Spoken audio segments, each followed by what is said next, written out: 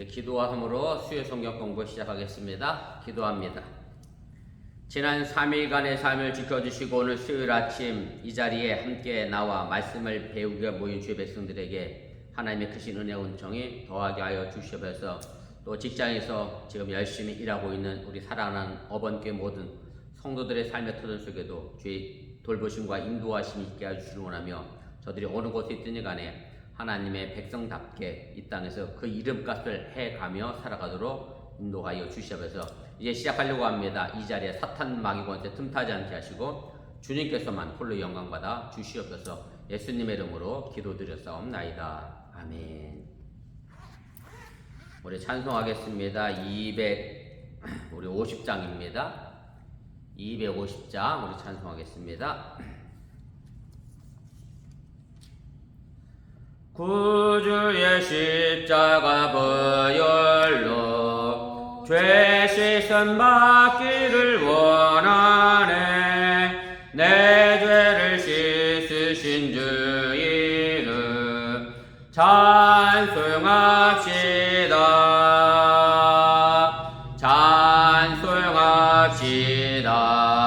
찬송합시다. 찬송합시다. 내 죄를 씻으신 주 이름 찬송합시다.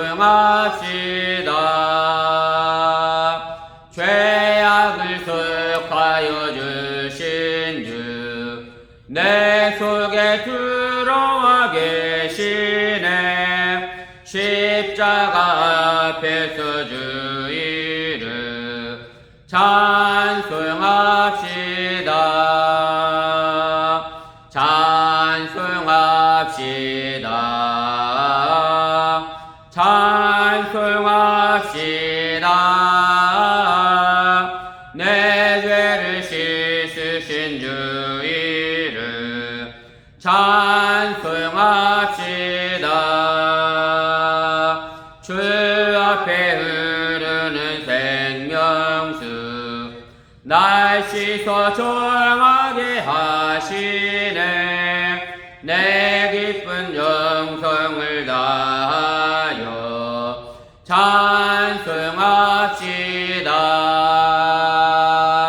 찬송합시다. 찬송합시다. 내 죄를 씻으신 주 이름 찬송합시다. 내 주께 회개한 영혼은 생명수 가운데 젖었네. 흠없고 순전한 주 이름 찬송합시다. 찬송합시다. 찬송합시다. 내 죄를 씻으신 주 이름 찬송합시다. 아멘. 우리 찬송 한 장 더 하겠습니다. 259장입니다.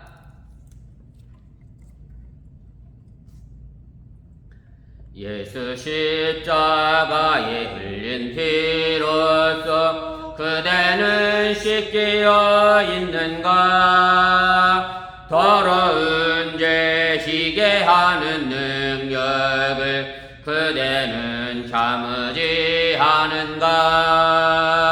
예수의 보혈로 그대는 씻기어 있는가. 마음속에 여러 가지 죄악이 깨끗이 씻기어 있는가. 주 예수와 밤낮으로 늘 함께 그대는 행동을 하는가. 아무 때나 어디서나 그대는 십자가 붙들고 있는가. 예수의 보혈로 그 씻기어 있는가?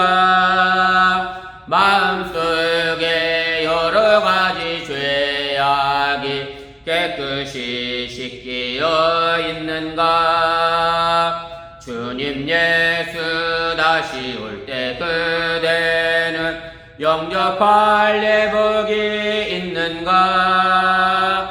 그대 몸은 거룩한 그 천국에 들어갈 준비가 됐는가? 예수의 보혈로 그대는 씻기어 있는가? 마음속에 여러 가지 죄악이 깨끗이 씻기어 있는가? 모든 죄에 더러워진 예복을 주 앞에 지금 다 벗어서 샘물같이 솟아나는 보혈로 눈보다 더 희게 씻으라. 예수의 보혈로 그대는 씻기어 있는가? 마음속에 여러 가지 죄악이 깨끗이 씻기어 있는가? 아멘. 하나님 말씀 보겠습니다. 로마서입니다. 하나님 말씀 로마서 8장 1절 말씀부터 11절까지 말씀입니다. 우리 한 절씩 교독하시고 11절은 함께 읽겠습니다. 그러므로 이제 그리스도 예수 안에 있는 자에게는 결코 정죄함이 없나니 이는 그리스도 예수 안에 있는 생명의 성령의 법이 죄와 사망의 법에서 너를 해방하였습니다. 율법이 육신으로 말미암아 연약하여 할 수 없는 그것을 하나님은 하시나니 곧 죄로 말미암아 자기 아들을 죄 있는 육신의 모형으로 보내어 육신의 죄를 정하사 육신을 따르지 않고 그 영을 따라 행하는 우리에게 율법의 요구가 이루어지게 하려 하심이니라. 육신을 따르는 자는 육신의 일을 영을 따르는 자는 영의 일을 생각하나니 육신의 생각은 사망이요 영의 생각은 생명과 평안이니라.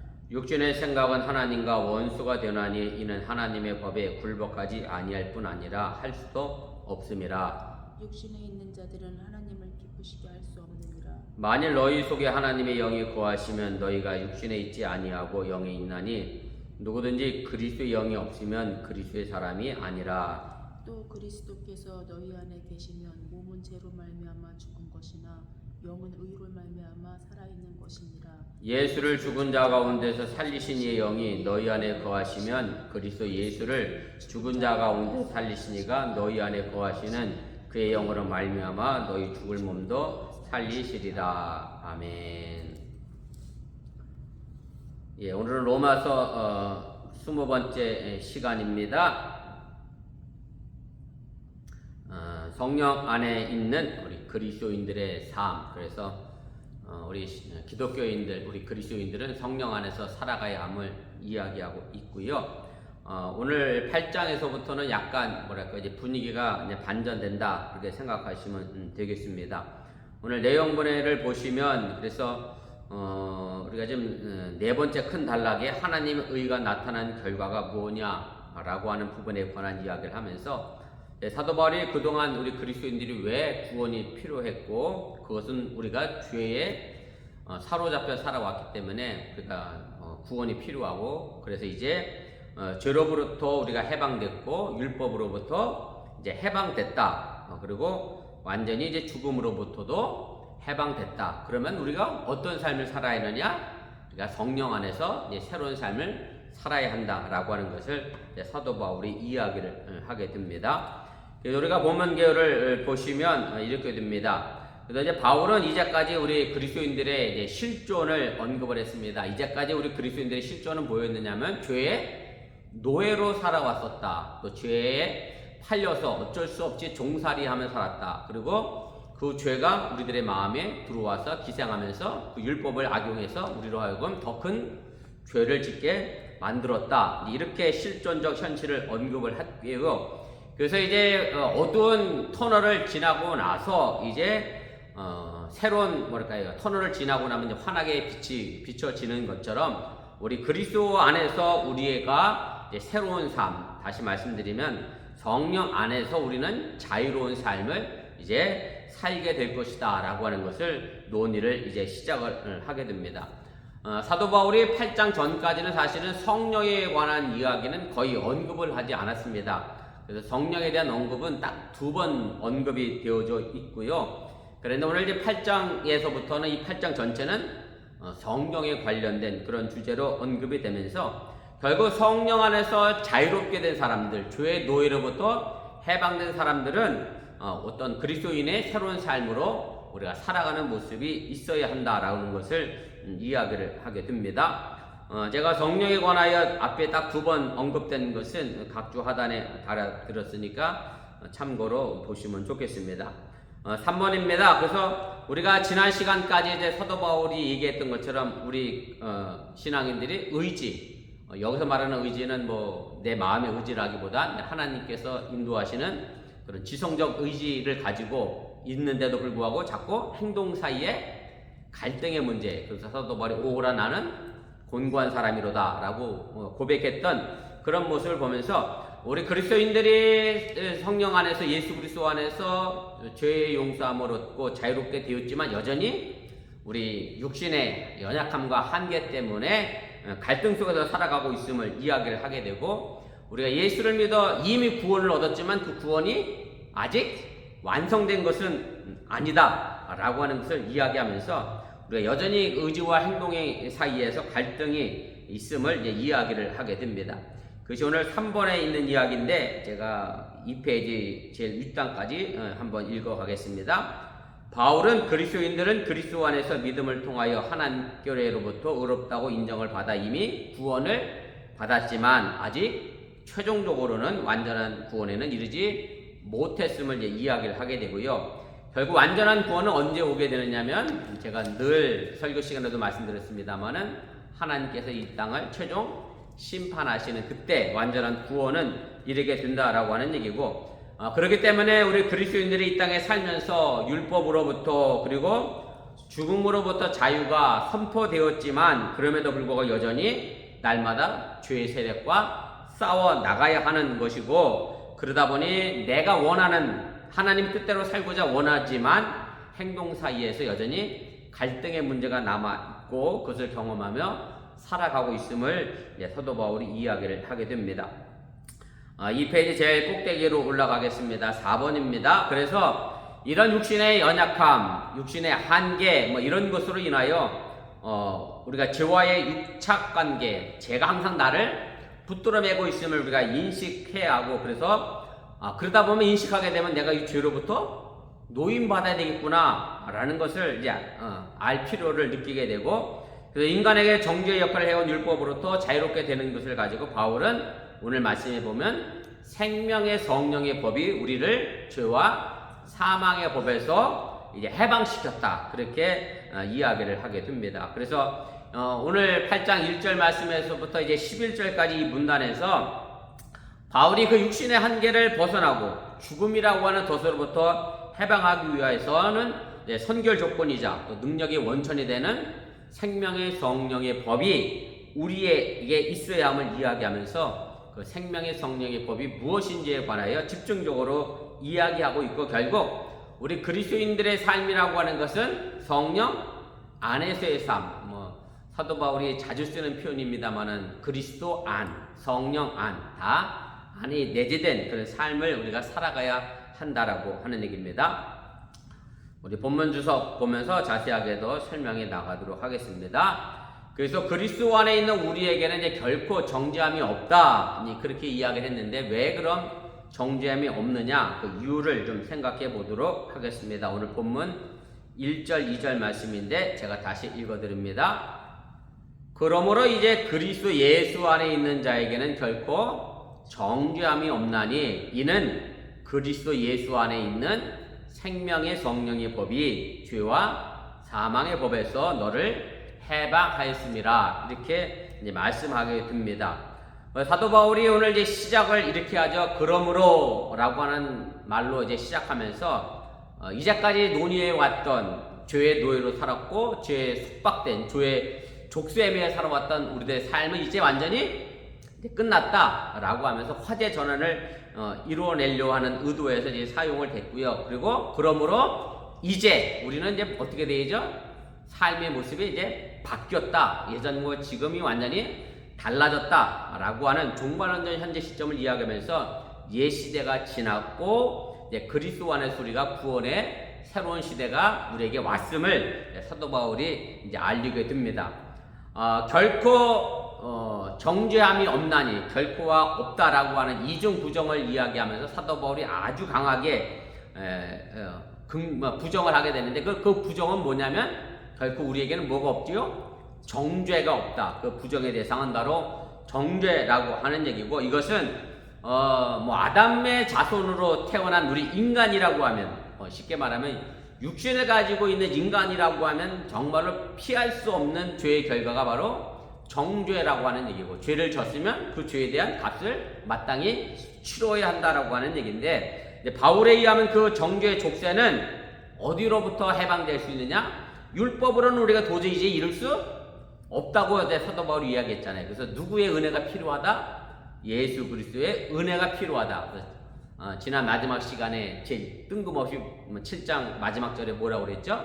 예수 그리스도의 은혜 때문에 감사하다라고 할 때 감사의 단어가 카리스라고 하는 은혜라고 하는 단어를 사용하면서 이중적으로 예수님의 은혜 때문에 내가 이제 구원받았기 때문에 감사할 수밖에 없다라고 이야기하면서 결국 율법으로 이룰 수 없는 이 구원의 문제로 다시 대안으로 제시된 예수님의 모습을 우리에게 보여주고 있다라고 하는 얘기입니다.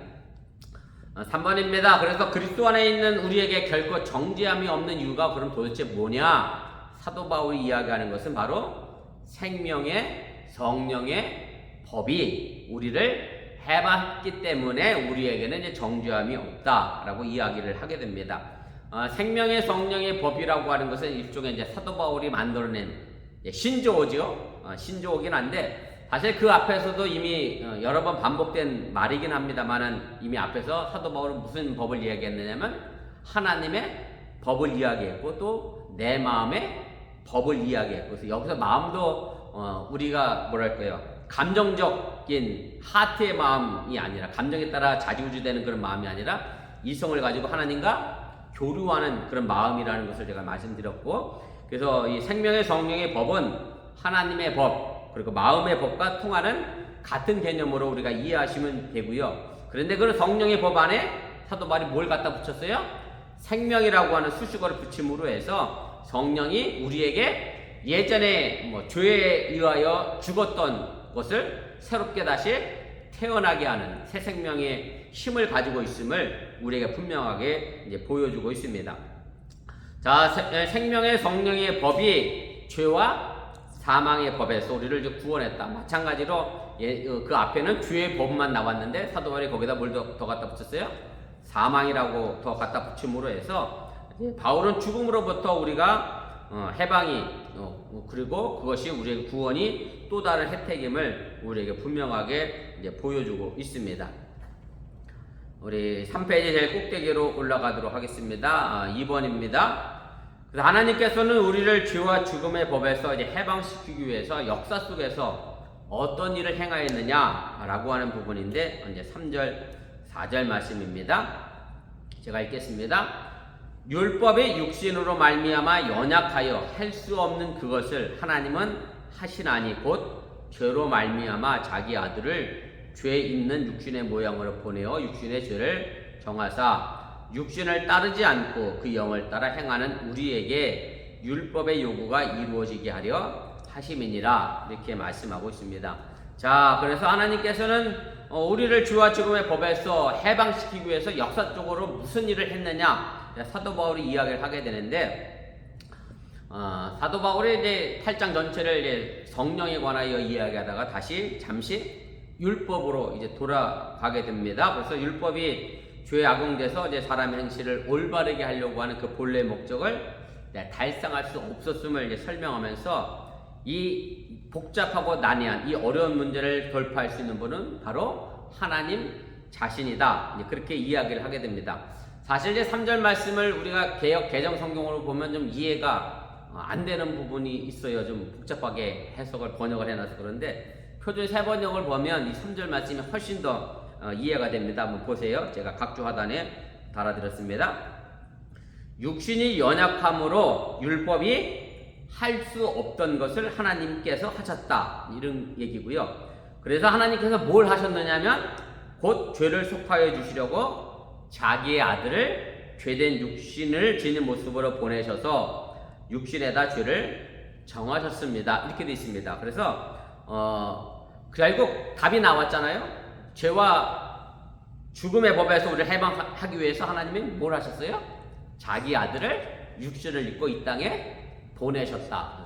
요한복음에 나와 있는 성육신 사건을 사도 바울이 이야기를 하고 있는 건데, 사실은 요한복음은 사도 바울이 이 편지를 쓰기 전에 나와 있는 것은 아니었잖아요. 그럼에도 불구하고 요한복음의 내용이 어떻게 뭐 서로 교류한 것이 아님에도 불구하고 아주 일맥상통하게 이렇게 정리가 되어 있고요. 그래서 그럼 율법이 할 수 없던 것을 하나님이 하셨다, 이렇게 되어 있는데, 그럼 율법이 하려고 했던 것은 뭐냐? 이제 그 부분입니다. 2번입니다. 가로 2번.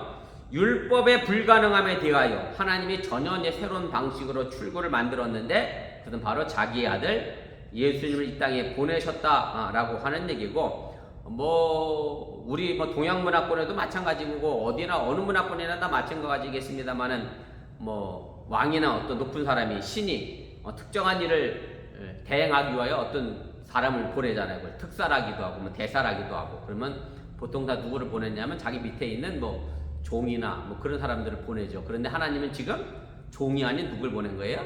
자기 아들을 보냈다. 그래서 율법의 실패에서 맞서서 친히 그 아들을 이제 보내셨다라고 하는 얘기인데, 그러면 제가 4번부터 설명하겠습니다. 그럼 율법을 통하여 하려고 했던 일, 율법이 할 수 없던 것을 하나님이 하셨다는데, 그럼 율법이 하려고 했던 것이 뭐였느냐라고 하는 얘기인데, 율법이 하려고 했던 것은 뭐냐면 바로 그것이 율법을 지킴으로 우리가 뭐가 되는 것? 의롭게 되는 것, 의인이 되게 하는 것이 율법이 원래 목적이잖아요. 하나님이 우리에게 왜 율법을 주셨느냐면 그걸 잘 지키면 우리는 의롭게 되는 사람으로 의인이 되고 그것을 통해서 구원에 이르게 된다라고 해서 율법을 줬는데, 그런데 육신이 연약하고 율법이 그것을 할 수 없기 때문에 하나님이 이제 다른 방법을 찾아 주셨다라고 하는 얘기고, 그래서 하나님의 아들을 이제 보내셨다라고 하는 얘기입니다. 그런데 이제 3번에 가로 3번의 이제 문제인데, 요것이 약간 오해의 소지를 불러낼 수 있는 그런 내용이기도 합니다. 뭐냐면 예수님이 성육신 하셨는데 어떻게 왔어요? 육신에 몸을 입고 왔잖아요. 근데 뭐라고 오늘 사도 바울은 얘기를 했냐면 죄 있는 육신의 모양으로 이렇게 했어요. 그래서 이걸 문자 그대로 해석하면 죄의 육신에 닮은 꼴로 왔다가 정확한 번역이고, 그래서 죄 있는 육신의 모양으로, 이게 왜 이렇게 중요한 표현이냐면, 사실은 아까 우리가 지난 시간까지 계속 했던 것은 뭐냐면 육신은 뭐예요? 연약하죠. 아담으로부터 물려받은 육신이 연약하고 한계가 있고, 그래서 자꾸 우리들의 육신은 욕망과 또 여러 가지 감정 때문에 자꾸 뭐 하려고 하고 죄를 지려고 하고, 이제 이런데, 그럼 예수님도 우리랑 똑같은 육신을 입고 왔으면 예수님도 그럼 어디에 자유를 수가 없어요? 죄에 대하여 자유를 수 없는 육신을 가진 거 아니냐? 그런데 어떻게 예수님이 우리를 구원해 내겠느냐라고 하는 문제점이 생긴다라고 하는 얘기예요. 그래서 이 부분을 우리가 잘 해석을 해야 하고요. 그래서 죄에 있는 육신의 모양, 이게 중요해요. 모양이라는 단어가 중요한데, 그래서 이 모양이라는 단어는 헬라어로 보면 이제 호모이모마라는 단어를 썼고요. 동일하다, 똑같다라는 의미가 아니라 말 그대로 모양입니다. 닮은 꼴입니다.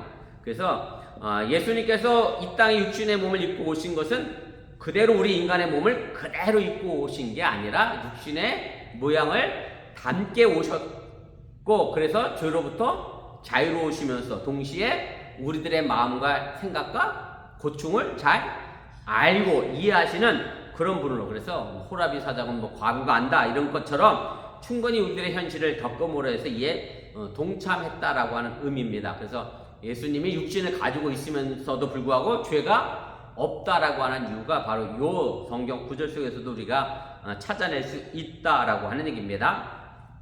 우리가 4번은 제가 아까 설명했으니까 그냥 쭉 읽겠습니다. 이로써 바울은 율법에 요구하는 의를 율법 자체가 이루지 못했지만 그리스도의 구원에 속한 자들에게는 율법의 요구사항인 그 의를 이루었다고 말합니다. 왜? 저절로 이루어진 것은 물론 아니라 죄의 아성인 육체의 삶의 습성을 벗어버리고 성령의 인도를 받아 그 새로운 삶에 우리가 함께 동행해 나갈 때 우리가 그로부터 우리가 의롭다라고 하는 것을 인정받고 의인이 된다라는 것을 사도 바울이 이야기를 하게 됩니다.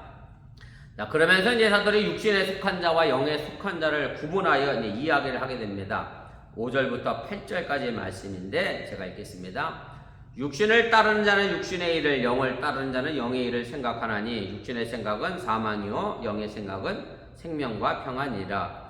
육신의 생각은 하나님과 원수가 되나니 이는 하나님의 법에 굴복하지 아니할 뿐 아니라 할 수도 없음이라. 육신에 있는 자들은 하나님을 기쁘시게 할 수 없느니라. 그래서 계속해서 육신에 속한 자, 영에 속한 자라는 단어가 반복에 돼서 이제 나오게 됩니다. 그래서 바울은 육과 영을 이제 대립시켜서 이야기하게 되고요. 오늘 여기서 영은 당연히 성령을 의미하는 것으로 여러분들 이해하시면 되고, 그래서 인간이 가지고 있는 어떤 욕망과 그 지향성의 결과에 따라 우리들의 삶 모습이 어떻게 드러나게 되느냐라고 하는 것을 이야기를 하게 된다라고 하는 얘기고, 뭐 흔히들 뭐 이런 얘기를 하잖아요. 생각을 하면 그 생각이 뭐가 되죠? 내 삶의 이제 습성으로 바뀌어 행동으로 옮겨지고, 행동이 오래되면 그것이 습성화돼서 쉽게 말하면 내 성격이 이제 결정되고 형성이 되어진다라고 하는 얘기인데, 그래서 사람이 육신을 가지고, 연약한 육신을 가지고 자꾸 육신의 생각을 하게 되면 그것을로 그대로 행동에 옮기고, 그것을 행동에 옮기다 보면 그 죄가 내 삶에 습성화돼서 뿌리내려서 바꿀 수 없다라고 하는 것을 이야기를 하게 됩니다. 그래서 제가 가로 1번의 두 번째 단락부터 읽겠습니다. 인간의 자아는 습관화된 자기의 지향성을 지니고 있기 때문에 그것이 자꾸 축적하게 되면 그 결과에 따라 삶의 열매를 맺게 된다라고 하는 얘기죠. 그래서 말 그대로 나쁜 생각을 밥 먹듯 하다가 어느 날 갑자기 하루아침에 성령 군자가 될 수는 없는 노릇이다라고 하는 얘기고, 물론 사도 바울과 같이 급작스럽게 하나님의 강권하심으로 인해 변화되는 사람도 있지만 일반적인 사람들의 습성은 그렇게 하루아침에 바뀌고 변화되지 않는다. 뭐 흔한 말로 사람은 뭐 고쳐줄 수 없다, 뭐 이런 말도 우리가 하고 있습니다만은 그 죄의 습성은 우리가 내 삶을 이끌어갈 수밖에 없다라고 하는 얘기입니다.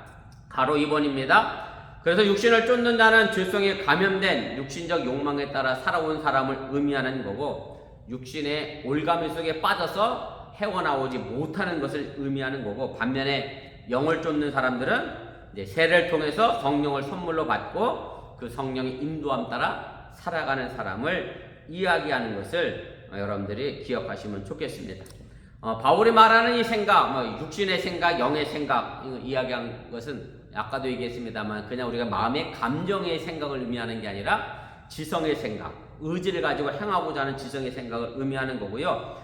제가 3번 읽겠습니다. 바울이 말하는 생각은 마음속에 생각하는 바를 실행에 옮길 의도를 가진 실천적 지성을 얘기하는 거고, 그냥 내가 마음만 품었는데 뭐 그게 죄냐 이렇게 얘기할 게 아니라 품고 행동으로 옮기는 그런 생각을 의미하는 거고요. 그래서 그 지성조차도 우리가 죄 속에 사로잡히게 되면 육신의 욕구에 따라 움직여질 수밖에 없고 육신의 일을 추구하는 신녀로 전락하게 된다라고 하는 얘기입니다.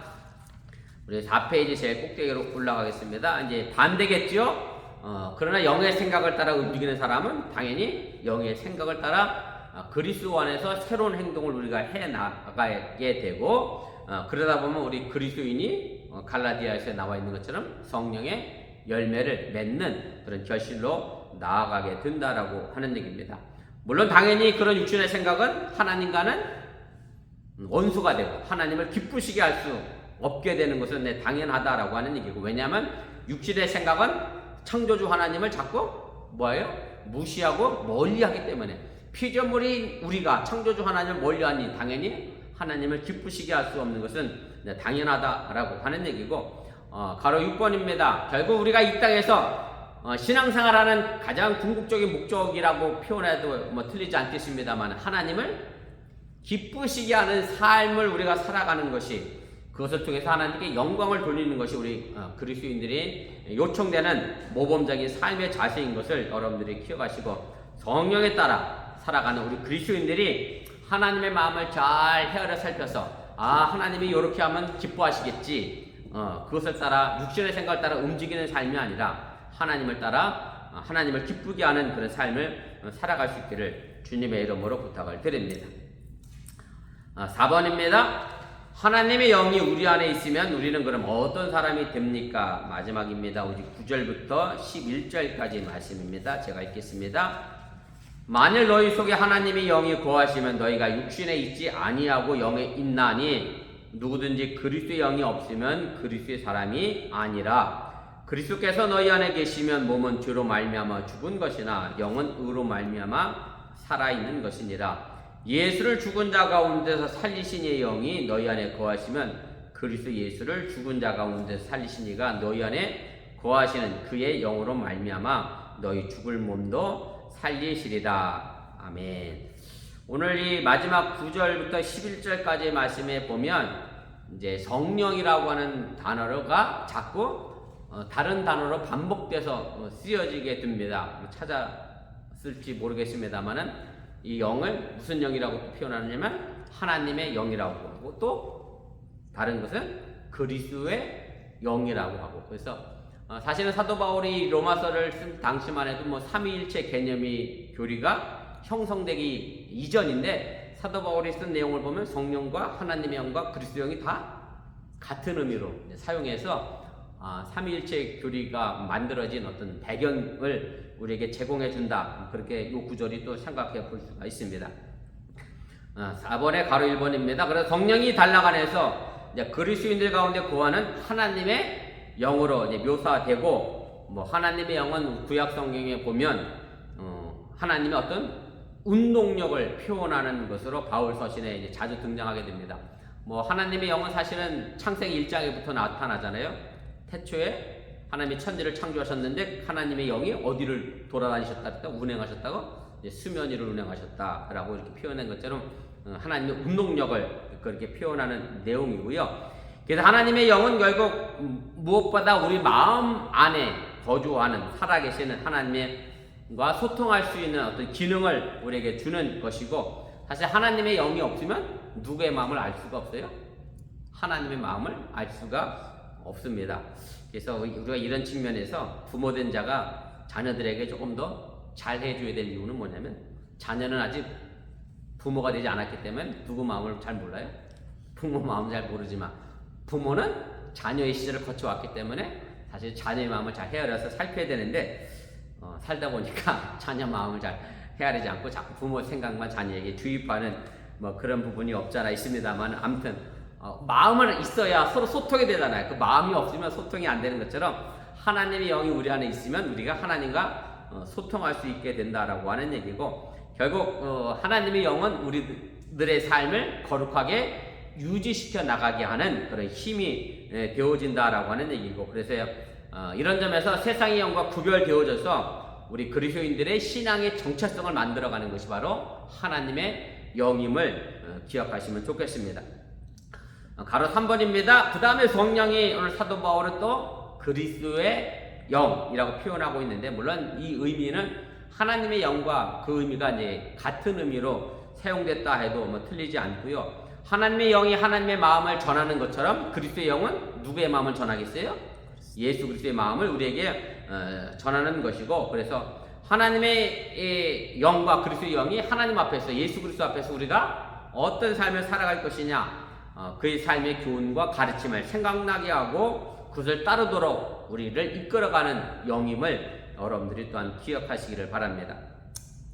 4번입니다. 이 부분에서 이제 사도 바울이 이야기하는 것은 우리 인간 모두가 다 이제 죽음에 관한 이야기를 이제 사도 바울이 하게 됩니다.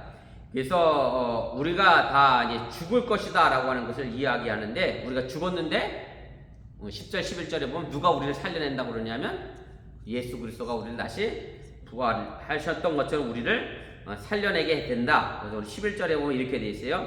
예수를 죽은 자 가운데 살리시니 영이 너희 안에 거하시면 그리스도 예수를 죽은 자 가운데 살리시니가 너희 안에 거하시는 그 영으로 말미암아 너희 죽을 몸도 살리시리라. 이렇게 이야기하면서 부활의 개념을 사도 바울이 설명을 하게 됩니다. 그래서 4번인데 제가 읽겠습니다. 보세요. 인간은 누구나 한 번씩 죽습니다. 우리 그리스도인들이라고 해서 죽지 않는다. 제가 지난주일 날 얘기했습니다만 예수를 믿으면 죽었던 사람도 살아나고 살아서 믿으면 영원히 죽지 않는다. 그래서 그 문자 그대로 이해하면 바로 이런 오류가 생긴다라고 얘기했죠. 우리 그리스도인들이 왜 죽어? 이럴 수 있는데 우리 그리스도인들도 죽습니다. 육체만 죽는 게 아니라 인간 전체가 죽습니다. 영혼도 죽고 그 죽음은 주의 싹스로 치러진 당연한 대가이고 5페이지 제일 꼭대기입니다. 그 인생의 종말은 그러나 아닙니다. 왜냐하면 우리가 죽었지만 마지막 심판이 우리를 기다리고 있다라고 하는 얘기고, 그러나 그리스도를 모신 사람들은, 예수를 믿은 사람들은 다시 살아난다는 의미가 뭐냐면 마지막 심판 때 마지막 부활을 의미하는 것으로 예수님이 요한복음에서도 말씀하셨고 사도 바울도 우리에게 또 다른 생명이 보장되어 있음을 이야기를 하게 됩니다. 그래서 가로 5번입니다. 그래서 죽음 너머에 이루어질 새 생명에 대하여 사도 바울이 11절에서 말하고 있는 것은 그리스도의 부활을 예로 들어 이제 설명하는 것이고, 예수님 스스로가 부활해서 일어난 게 아니라 누구의 영이? 그의 영이, 하나님의 영이 예수 그리스도를 부활시켜 냈던 것처럼 다시 우리도 죽었던 우리를 다시 살려내는 것도 하나님의 영이 우리를 살려낼 것이다. 성령을 통하여 그 일을 할 것이다 라고 사도 바울이 이야기를 하게 됩니다. 6번입니다. 그래서 우리 인간 안에는 물론 육신의 연약함을 가지고 있기 때문에 당연히 죄가 거하고 있습니다만은, 그러나 반면에 하나님의 영도 우리 속에 거할 수 있음을 여러분들이 기억하시고, 그래서 하나님의 영이 바로 육신의 생각을 이기고 눌러서 우리가 그 부활 사건 속에서 우리가 힘을 얻고 그 진가를 발휘해낼 수 있는 그런 믿음의 삶을 살아갈 수 있기를 바랍니다. 그래서 우리가 그리스도 안에서 우리가 그리스도인이 됐다 할지라도 그리스도의 영이 우리를 지배하는 게 아니라 뭐가 지배하게 되면 죄의 영이, 세상의 영이, 육신의 영이 나를 지배하게 되면 우리가 그리스도 안에 있지만 그렇게 살지 못하는 삶을 우리가 살아가게 되는 거고요. 우리가 그리스도의 영이 나를 이끌어 가도록, 여러분 하나님 영이 나를 이끌어 가도록 맡기고 그 뜻을 분별하고 그래서 하나님을 기쁘시게 하는 그런 신앙생활을 할 수 있기를 주님의 이름으로 부탁을 드립니다. 마지막 7번입니다. 그래서 예수 그리스도의 부활을 통해 모든 그리스도인들에게 새 생명의 희망을 이제 제공하게 됐고, 이것은 현재 그리스도인의 삶을 생기 있게 할 뿐만 아니라 마지막 날 부활과 변신을 통해서 모든 그리스도인들이 예수님 표현한 것처럼 살아서 믿는 자는 영원히 죽지 않게 될 것이다 라고 하는 불멸의 생명으로 우리가 다시 살아나고 소생케 된다라고 하는 사실을 여러분들이 기억하시기를 바랍니다. 그래서 우리들 마음속에 죄와 사망의 법이 아닌 생명의 성령의 법이 나를 이끌어 가도록 성령 안에서 우리 그리스도인들이 어떤 삶을 살아갈 것인가에 대하여 깊이 생각하며 오늘도 한 걸음 더 세상을 향하여 나아갈 수 있기를 주님의 이름으로 부탁을 드립니다. 우리 잠깐 말씀을 기억하며 우리 합심해서 1분 정도 우리 기도하도록 하겠습니다. 오늘 제 20번째 시간 성령 안에 있는 우리 그리스도인들의 삶에 관하여 우리가 이야기를 했고요. 이제까지 사도 바울이 죄와 또 율법으로부터 우리가 죽을 수밖에 없었지만 그러나 생명의 성령의 법이 우리를 해방하여 우리가 새로운 삶을 우리가 살아가게 됐다라는 말씀을 오늘 우리에게 전해 주었습니다. 여러분들이 성령 안에 있는 그리스도인들의 삶을 살아갈 수 있기를 바라고, 그래서 육신의 생각은 하나님을 기쁘게 하지 못하지만 영의 생각은 하나님을 기쁘게 한다는 것을 기억하면서 내가 하나님을 기쁘게 하는 그런 신앙생활을 위하여 이 시간 함께 기도하도록 하겠습니다. 사랑의 하나님 고맙습니다. 오늘 시간에 부족한 중에 잠시 말씀을 전했습니다. 잘못 전한 것이 있으면 저들 마음과 생각 속에 사라지게 도와주시고 하나님의 구원의 말씀만 저들 마음속 깊은 곳에 남아 하나님의 영광을 드러낼 수 있는 그런 믿음의 삶을 살아가도록 인도하시고 함께하여 주시면서 오늘도 아버지 그 길 따라 나가 하나님의 복음의 영광을 드러내게 도와주시고 하나님 말씀 안에서 우리들의 삶의 길들이 어떻게 펼쳐져 나갈 것인가 다시 한번 생각해보며 육신의 생각으로 하나님과 원수되는 삶을 살아가지 않게 하여 주시길 원하며 정말로 영의 생각을 가지고 그리스도의 영, 하나님의 영을 가지고 하나님을 기쁘시게 할 수 있는 그런 믿음의 삶을 살아가도록 인도하시고 함께하여 주시옵소서. 오늘도 이를 위하여 기도하오니 저들의 삶의 길들이 어떻게 펼쳐지고 나갈 것인가 늘 생각하며 그렇게 하나님의 영광을 드러낼 수 있는 믿음의 삶의 길들이 있도록 인도하시고 함께하여 주시옵소서. 우리 사랑하는 성도들 각자 삶의 터전 속에 하나님께서 동행하시고 인도하시기를 원하며 저들이 직장생활 속에서 육신의 생각으로 직장생활하는 것이 아니라 하나님의 영으로